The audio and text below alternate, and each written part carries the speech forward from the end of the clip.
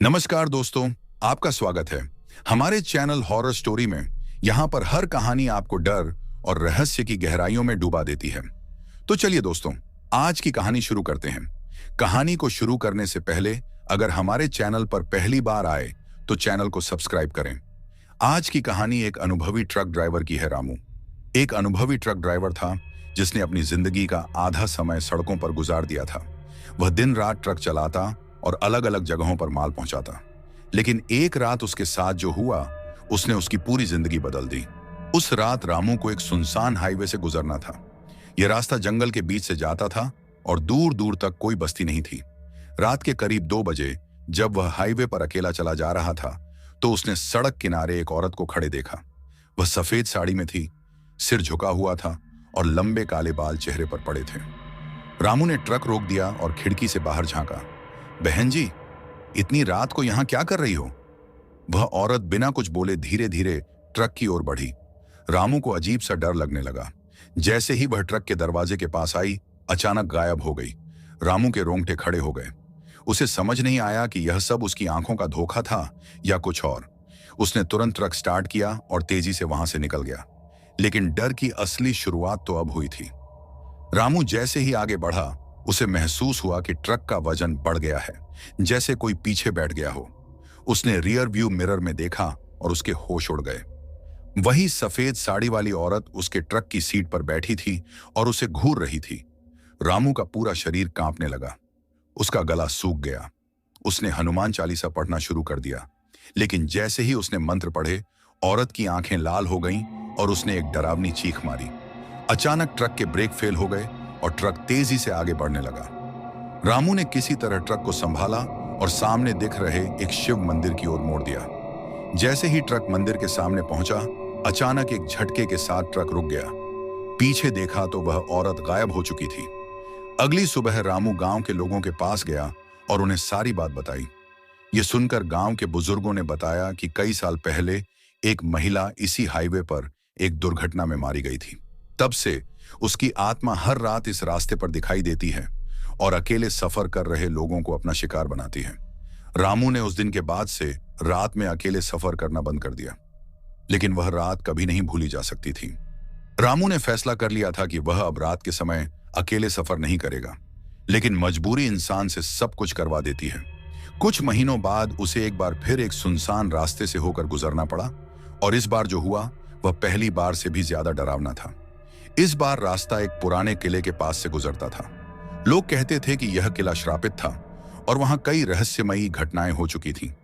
लेकिन रामू को इन बातों पर ज्यादा विश्वास नहीं था। रात के करीब 1 बजे का समय था। चारों तरफ घना अंधेरा था और दूर दूर तक कोई दूसरा वाहन नहीं दिख रहा था। अचानक ट्रक की हेडलाइट्स एक आदमी पर पड़ी जो सड़क के बीचों बीच खड़ा था। रामू ने तेजी से ब्रेक लगाया। अरे भाई, मरना है क्या? उसने खिड़की से झांक कर चिल्लाया। लेकिन वह आदमी चुपचाप खड़ा रहा। उसने लंबा सफेद कुर्ता पहना था, उसके बाल बिखरे हुए थे और चेहरा झुका हुआ था। रामू को अजीब सा एहसास हुआ।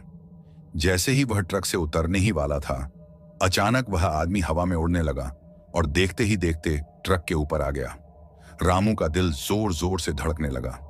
अचानक ट्रक का इंजन अपने आप बंद हो गया। चारों तरफ भयानक सन्नाटा था।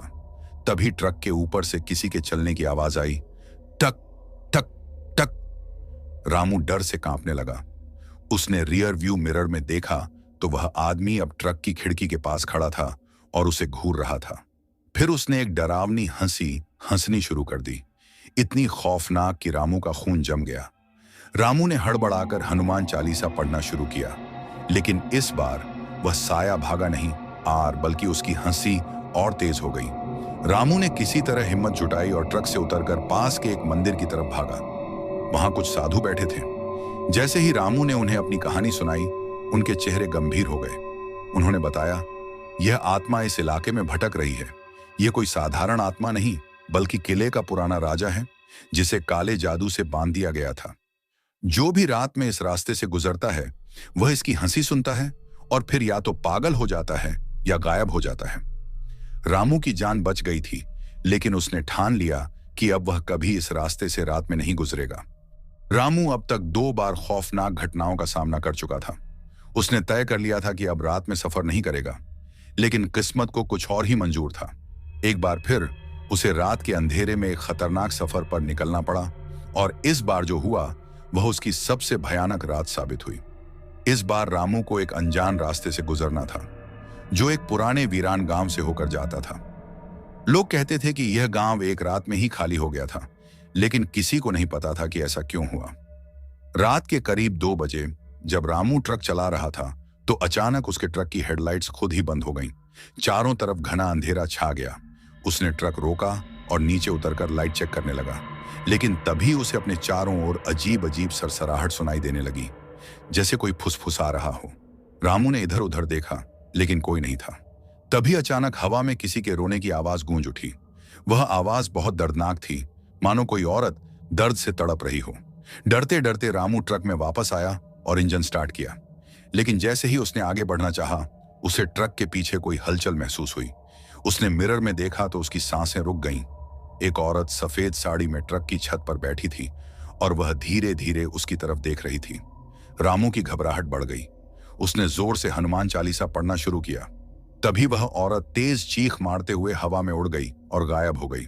लेकिन रामू की परेशानी अभी खत्म नहीं हुई थी। रामू ने जैसे ही गांव से निकलने की कोशिश की, ट्रक का रास्ता अचानक बदल गया।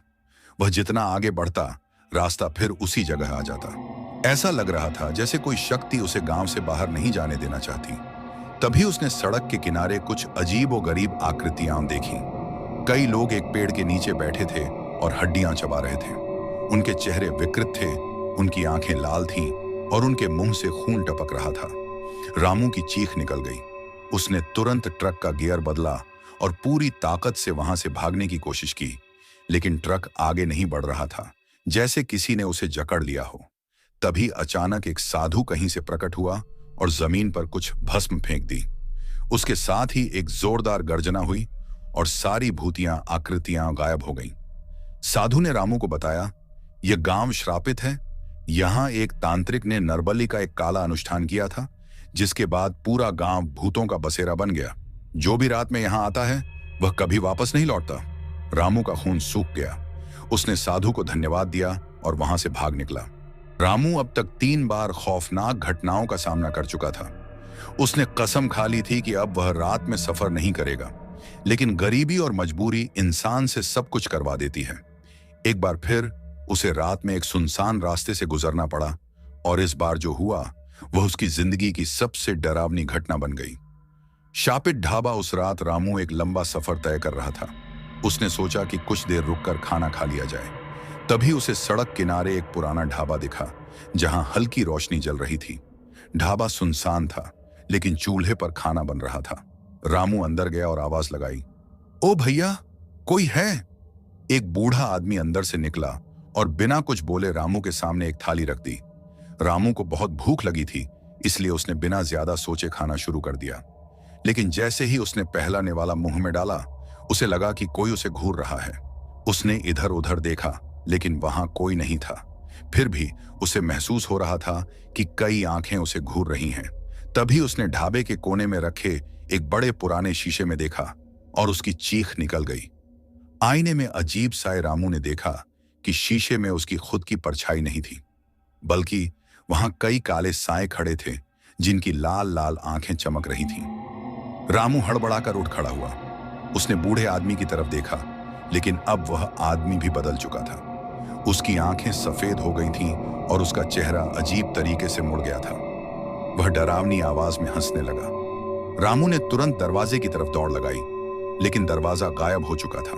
पूरे ढाबे में सिर्फ काला धुआं भर गया। तभी अचानक एक लड़की सफेद साड़ी में वहां प्रकट हुई। वह रामू की तरफ बढ़ी और बोली, अगर तुम यहां से निकलना चाहते हो तो आंखें बंद करो और बिना पीछे देखे दौड़ो।